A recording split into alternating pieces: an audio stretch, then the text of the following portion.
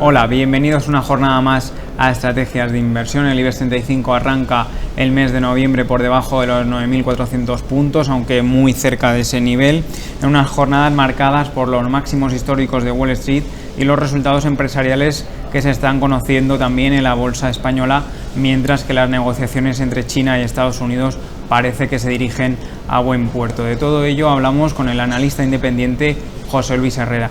Muy buenos días, José Luis, ¿qué tal, cómo va? ¿Qué tal, Pablo? Muy buenos días. Pues como decíamos, la actualidad en Wall Street gira en torno a esos máximos que hemos visto este lunes en los principales índices. ¿Qué podemos esperar de la bolsa de Estados Unidos? Bueno, los tres principales índices, el Dow Jones, el S&P 500, el tecnológico Nasdaq, están rompiendo resistencias. Esa resistencia que venía frenando las recuperaciones desde que iniciaba en enero del 2018, esa resistencia con cierta inclinación, y parece que se están rompiendo. El mercado, es verdad que hay parte del mercado que no acaba de creérselo, porque no deja de ser significativo que esa ruptura, esa subida de los índices de lo que llevamos de año se está produciendo por parte principalmente de empresas tecnológicas y por parte de empresas ligadas al consumo, no tanto esas empresas de valor que suelen acompañar a este tipo de subidas, pero bueno, también es verdad que en los últimos tiempos pues la bolsa está haciendo cosas que quizás históricamente pues no estábamos acostumbrados. Y eso mismo es significativo, porque en realidad debería verse un relevo hacia todos los sectores que tiraran al unísono. Y se puede ver mucho en el caso del índice que engloba aquellas empresas de mediana capitalización, como es el Russell 2000, que este índice pues no ha roto todavía está lejos de los máximos del año y es algo que se está viendo también en Europa.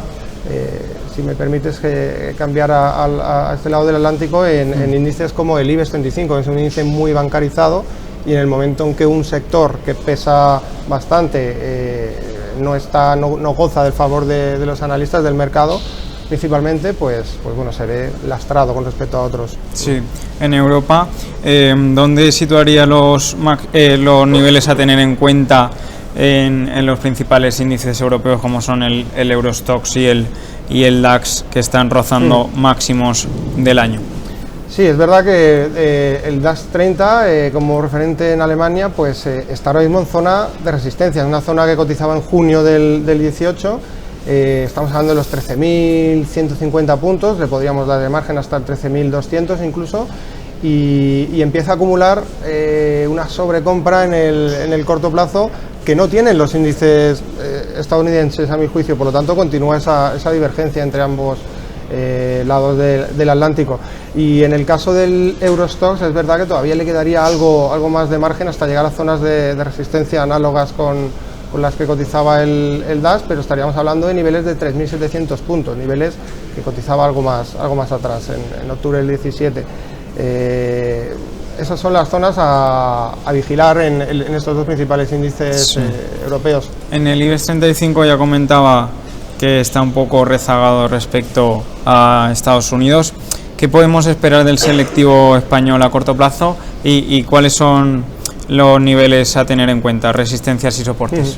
Pues es que como zona de resistencia está cotizando la zona actual, que sigue siendo un lastre, los 9.400, 9.450 puntos, sigue siendo una losa a batir. A partir de ahí, es verdad que se baraja también la zona de los 9.600, pero pienso que tomando impulso y rompiendo al cierre esa zona de los 9.450, podríamos ver, tirar al índice y de alguna manera reducir esa debilidad relativa que ha tenido con respecto a sus homólogos europeos.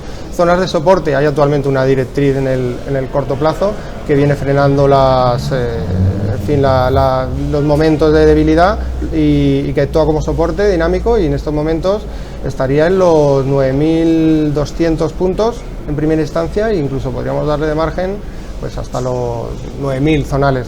Sí es verdad que ya intentando ver situaciones de posible debilidad añadida, incluso se podría estar en ciernes en una formación de hombro, cabeza, hombro invertido, que de por sí tendría efectivamente una proyección bastante alcista, pero que estaríamos todavía pendientes de ese segundo hombro y que podría incluso llevarle a los 8.900 puntos como zona que no debería perder para pensar en la validez de esa figura. Pero bueno, como comentábamos, Jesús, mientras no tire el sector bancario, que es verdad que empieza a mejorar, el sectorial europeo poco a poco, pero mientras no tire un sector que pondera tanto en el índice como el bancario, pues difícilmente vamos a ver romper consistentemente zonas.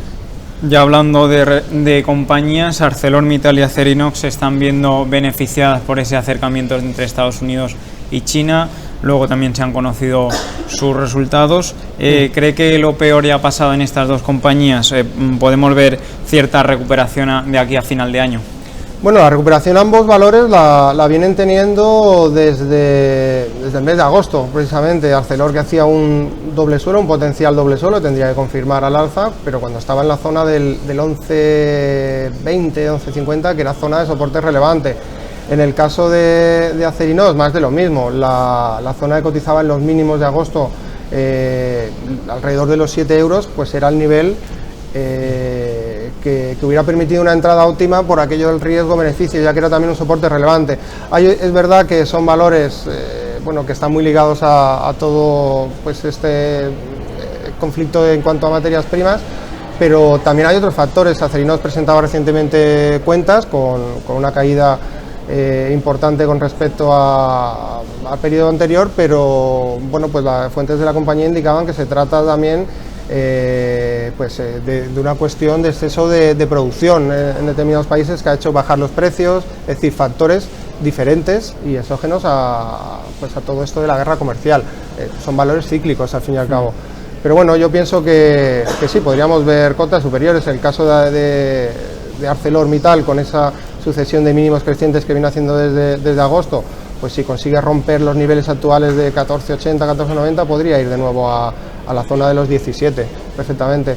Y en el caso de Acerinox, pues bueno, la situación es similar. La carrera ya 1, 2, 3, 4, 5 semanas consecutivas al alza, y ahora mismo está alrededor de los 9 euros en una zona de cierta resistencia, pero podría irse también a cotas superiores en torno a los 11 euros. Todo esto pues bueno para los próximos meses.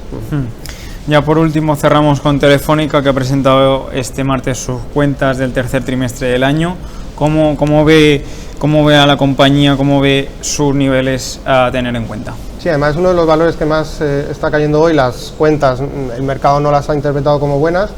Realmente supone una caída por la reestructuración, también por el impacto que ha habido en la reestructuración laboral, pero si las miramos con detalle, en realidad hay un aumento ligero, pero aumento de ingresos. Hay una reducción ya por 10 trimestres consecutivos de la deuda, que es algo importante, y hay un factor, yo creo, clave, que es todas las grandes inversiones que se están haciendo en el 5G. Ya ocurrió esto hace muchísimos años, cuando se hablaba del 3G incluso, ¿no? Al final son muchas inversiones y el mercado tiene que digerir todo eso, tiene que ver plasmado en resultados todo esto, y yo creo que es el factor detonante que está lastrando al valor actualmente, porque a nivel de deuda, que es algo que ya venía penalizándose anteriormente, pues bueno, la compañía lo tiene relativamente controlado, también a nivel de desinversiones, para hacer caja, etcétera.